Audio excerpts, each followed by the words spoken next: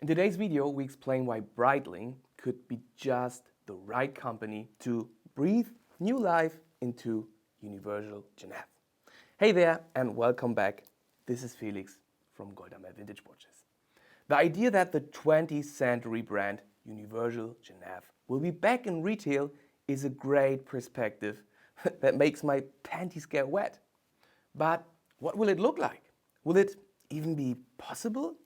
And what exactly can Breitling bring to the table?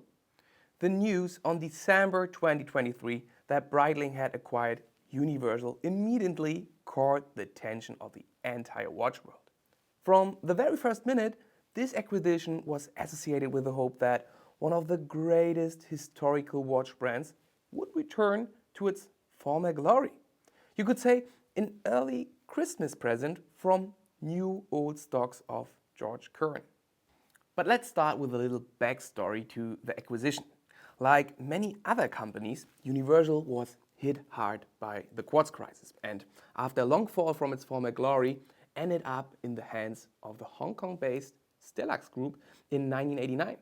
Rumor has it that several people and groups tried to buy the brand, but in the end, George Curran, Breitling and the Partners Group were successful. So take a look at this advertisement from the 1940s. In the English words of Universal Genève from 1942, faithful control of your destiny. So who wouldn't want to see a product line like this brought back to life?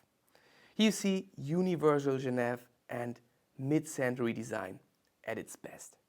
While we are all still excited about all the possibilities, we are also faced with a great void of wondering, what's next? In our opinion, there is no doubt that the first new Universal watch collection or line will come with a baggage of greatness and compassion for the 70-year-old role models. As we know, Breitling has been systematically bringing back its glorious designs, such as the duograph since at least 2021. But will this continue with Universal? Let's start with the obvious. Both Universal Genève and Breitling have a rich history as pioneers in the field of stopwatch complications. Breitling introduced their first wrist chronograph in 1915, the first with a separate pusher. Universal followed in 1917, and in 1934 both brands introduced the next evolution of the genre by incorporating, independently of each other, a second pusher into the functionality. Both Breitling and Universal built on their reputation and expertise to establish themselves in the emerging field of aviation. In this picture, for example, you can see a giant 46mm Universal reference 2020-430, nicknamed Universal Lone. This jumbo-sized reference is the perfect example of a watch that combines utility with style. But another important question arises here. Why would Breitling acquire Universal Genève in the first place? A chronograph competitor to their own core business model? Because it is not unthinkable that a redesigned Universal with one or other modern complex version will come into the market. In this picture, for example, from our online store, you can see a high-end iteration of a 1940s Uni-Compax with a yellow gold case by Spillman. Is this what Breitling could be aiming for? And this brings us directly to the next section, the price. One possible and necessary difference between Breitling and Universal could come down to the price.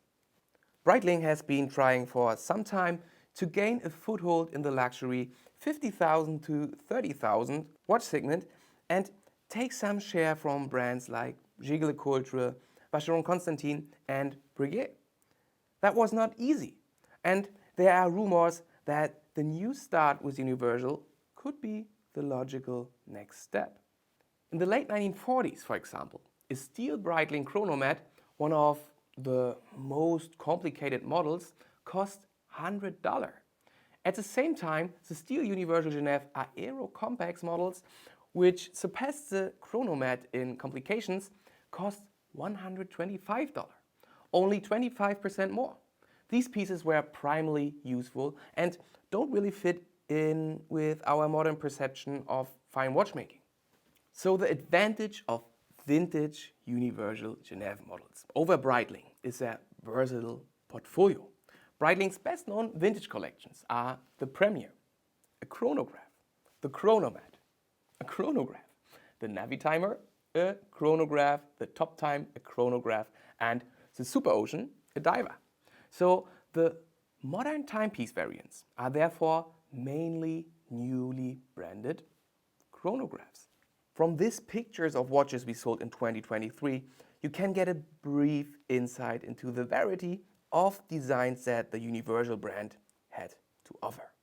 This is the ultimate advantage that Universal brings to the Breitling Partners Group holding portfolio, and which, to be frank, would benefit any modern watch brand.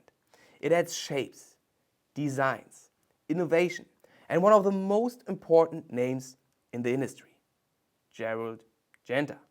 Genta has done so much good for and with Universal Genève. Several pole routers, shadows, and disco volantes, that it will easily shake up the competition.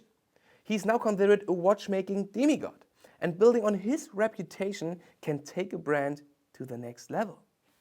Just the mention of Mr. Genta in a watch release is a big plus. And in addition to chronographs, calendars, and designs, there is the micro rotor. That doesn't sound like much at first, but it is a technology that can immediately add value and combine it with historical relevance. And if I had to bet, I would say that the introduction of a new micro rotor movement will be at the top of the to-do list for the new brand under Breitling's pen. Firstly, Universal Genève and Gerald Genta were the first to master the technology of an off-center weight to wind an automatic watch. So you have a heritage factor. Second, due to the lower height, thicker dials made of stone, for example, elaborately finished and decorated, could be used in overall very wearable and aesthetically pleasing watches.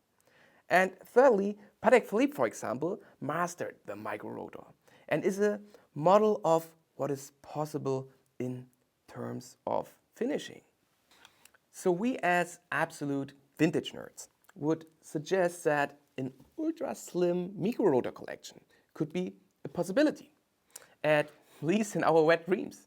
If well executed, it could compete with Vacheron's Patrimony and some of Patek's Calatrava models.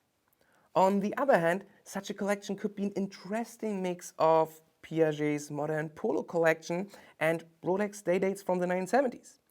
A sleeker, slim collection alongside a new Polo would make a lot of sense and make people happy. The technology has the potential to take customers away from the established brands in the sector.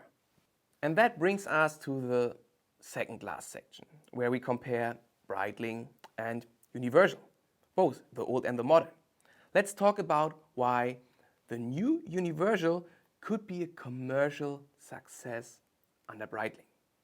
Given the particular challenges of Universal Genève, it is a brand that has had a very similar fate to Breitling over the last century. If we look at the estimated historical production figures, we can easily see the correlating effects. Both experienced the rise of chronographs in the 1960s with increasing production, and both were hit hard by the quartz crisis and passed into new hands in the 1980s. So in other words, as far we talk about chronographs, Breitling and George Kern may already know how to bring Universal out of oblivion.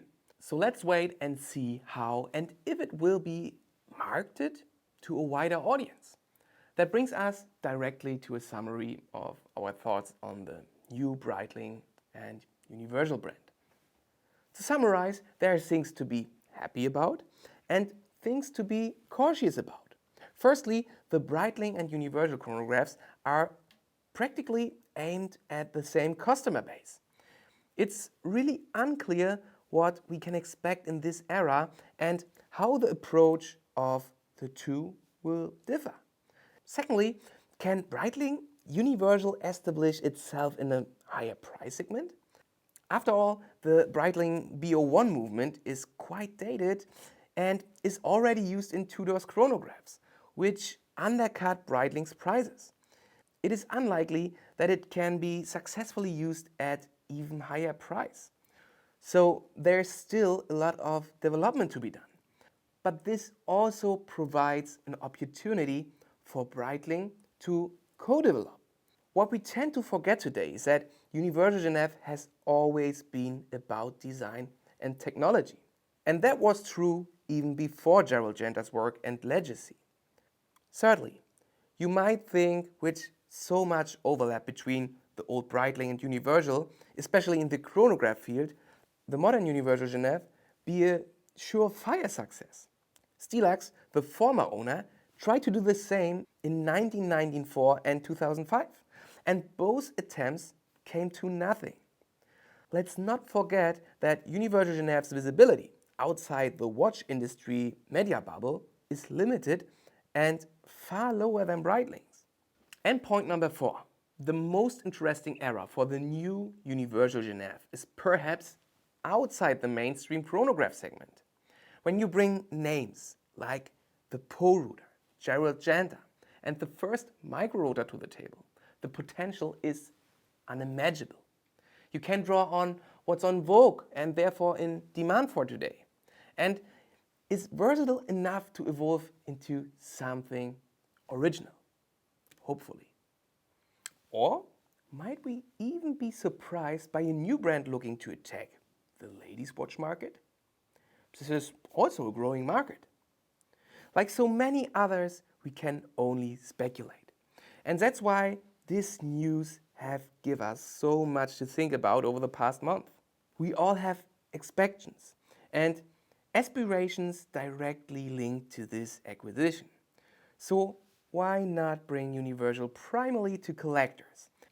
We still hope that the new management will take up the challenge of selling the idea of a balanced and well-executed vintage Universal Genève to a broad 21st century audience.